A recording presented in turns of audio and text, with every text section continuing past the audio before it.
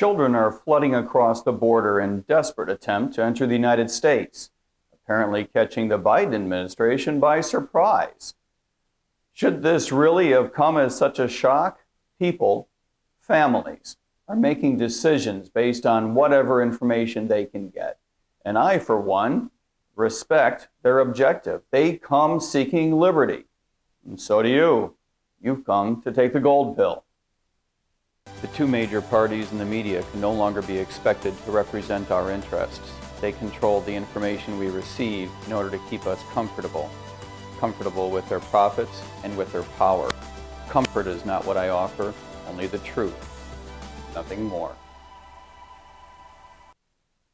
The Biden administration is grappling with the effects of having announced soon after coming into office that it would admit unaccompanied minors rather than requiring them to remain outside of the United States while waiting to be processed. This has led to a huge influx of children coming from Mexico and from the Central American nations south of Mexico. This brings up 4 layers of problematic policy. Number 1, kids are not pawns. Because there was apparently no preparation for this influx, it makes the Biden administration come off looking oblivious to the effect that incentives have on people.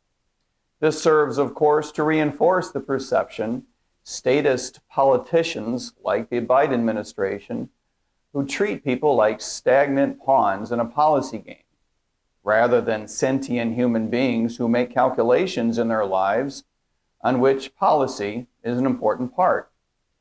Statists would be well advised to view policy as an important component of people's lives, rather than people's lives being merely a component of policy.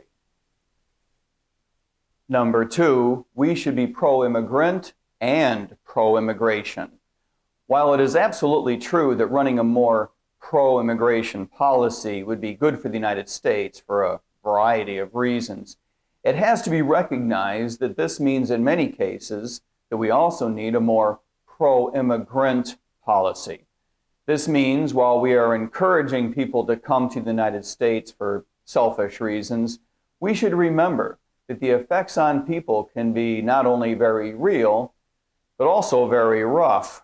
There are things that we could do to demonstrate a greater sense of humanity, starting with working with the Mexican government to make the trip across their country safer. If the decision is going to be to let people across the border, we must have the facilities necessary to provide adequate shelter while processing them. And we must have the resources in place for children to be united with their relatives inside the United States.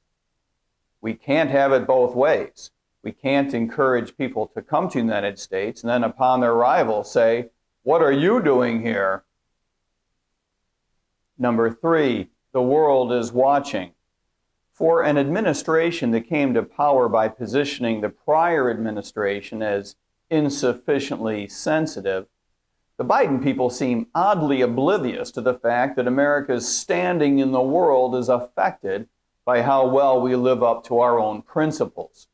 And those principles do not include caging kids on concrete floors for 3 weeks.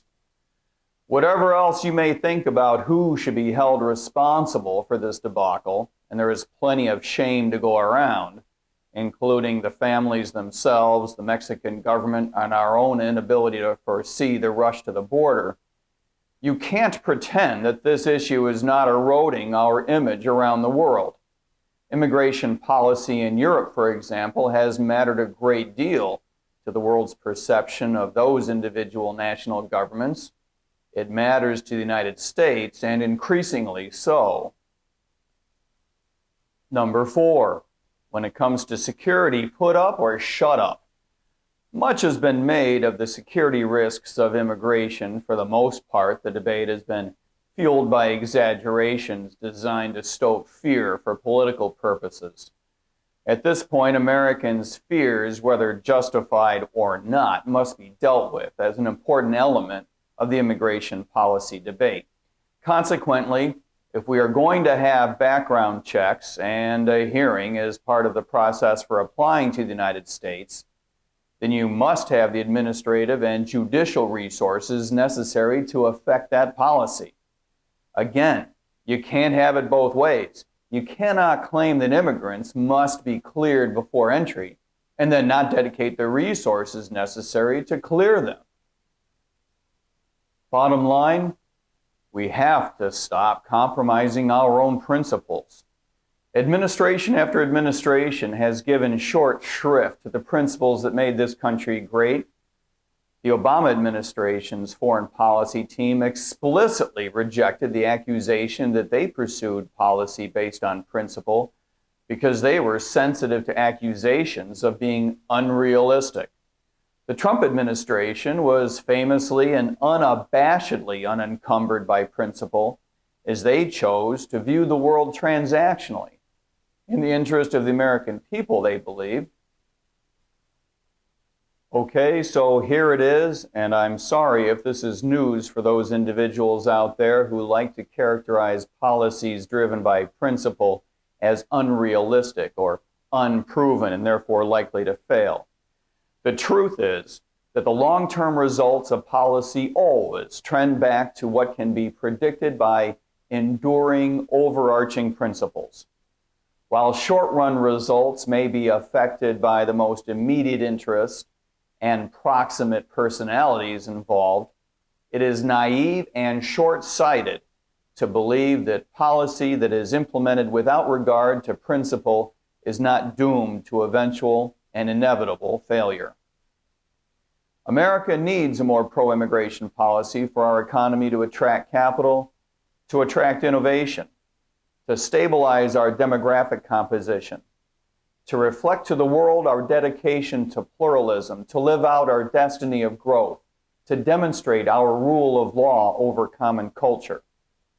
But it won't be easy to overcome our government's propensity to try to control people's lives. Politics has become a battleground.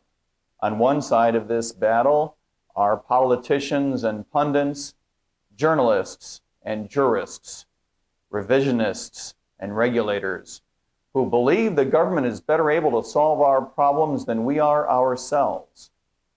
On the other side of this battle are things like science, history, people like you, people like me, and common sense. Thanks for helping me make this sense a little bit more common. Thanks for coming to take the gold pill. Comfort is not what I offer, only the truth, nothing more.